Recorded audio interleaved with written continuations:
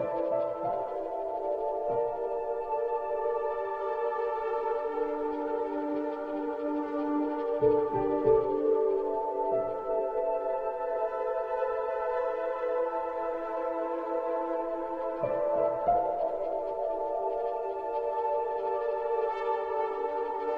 بڑا عجیب تکلیف پہلو یہ ہے کہ اپنے کفر اور اپنے زوال کی دلیل بھی قرآن میں ہی تلاش کی جاتی ہے.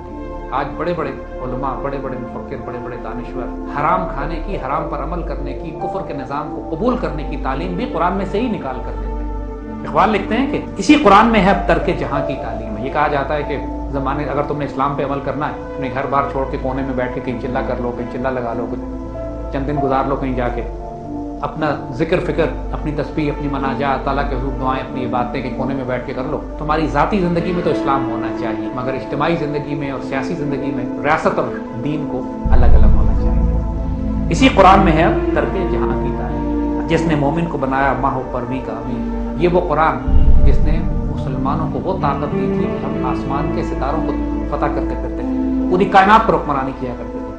اب اس مسلمان کو تعلیم دی جا رہی ہے کہ زمانے کو ترک کر کے کونے میں بیٹھ کے تسبیح و مناجات کرتے ہیں. تمہاری ذاتی زندگی اور ہے، تمہاری سیاسی اور تمہاری قوت اور طاقت کی زندگی اور ہے. تن بتقدیر ہے آج کے عمل کا انداز، تھی نہا جن کی ارادوں میں خدا کی تقدیر. آج بندے مومن کا حال یہ ہے کہ وہ اپنی تقدیر پر ہاتھ پہ ہاتھ رکھ کر بیٹھا ہوا ہے. ایک وقت یہ تھا کہ جب وہ ارادہ کرتا تھا تو اللہ اس ارادے کو اس کی تقدیر بنا دیتا تھا. جو ناخوب بتدریج وہی خوب ہوا.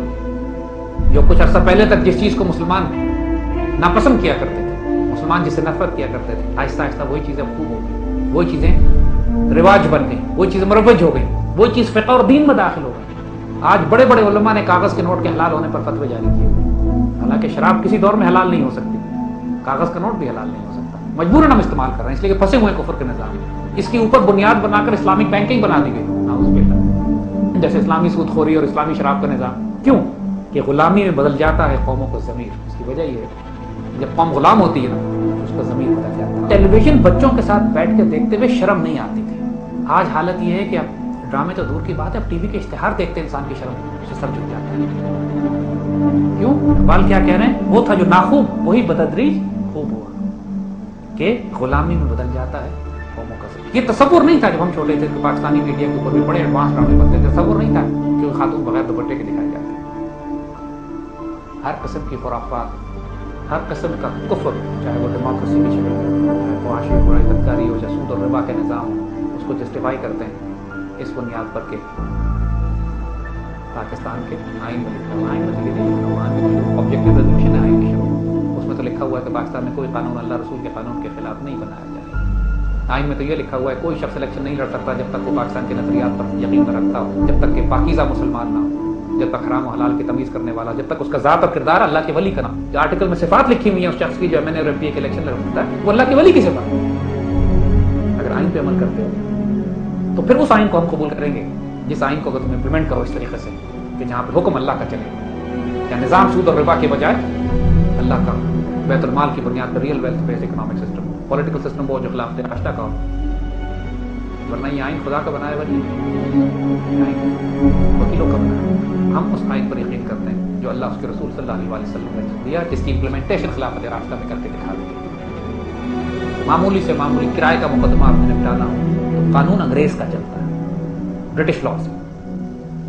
وہ تو مسجد بھی جس کی بنیاد فتنے اور فساد کی بنی اس مسجد کو بھی گرا دینے کا، یہ تو پھر کفر و پلید و نابات ہے، اس کو کیسے قبول کر لیں. محکومی و تقلید و زوال تحقیق. تو غلامی میں، تقلید میں، جب ایک دوسرے کی نقل کرنے میں صرف آپ آ جاتے ہیں، اپنے ذہن میں سوچنا نہیں چاہتے کہ کس طریقے سے ہوگا. زوال تحقیق، تحقیق ریسرچ ختم ہو گئی.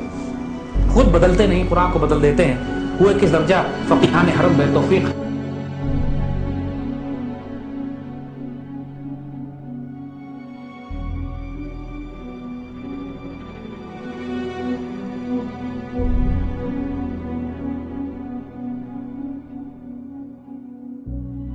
تو بنیادی شرط جو اقبال لگاتے ہیں اپنی کتاب reconstruction of religious thought in Islam میں، اقبال بڑا کلیئرلی لکھتے ہیں کہ اگر انسان غلام ہو، انسان کی فکر گہری نہ ہو، انسان میں ضرورت اندیشہ نہ ہو، انسان میں ضرورت کردار نہ ہو، وہ اللہ اس کے رسول سے محبت اور تعلق میں وہ روحانی فیض اور کیف اور تعلق نہ رکھتا ہو، پھر اس کو اجتہاد نہیں کرنا چاہیے. اس کو تقلید کرنی چاہیے، وہاں اس کو فالو کرنا چاہیے اپنے بڑوں کو، جو بڑے کہہ چکے ہیں بس آنکھ بند کر کے اس پہ عمل کرو، تم اس قابل نہیں ہو ورنہ تو اجتہاد کرو گے بیڑا غرق کرو گے.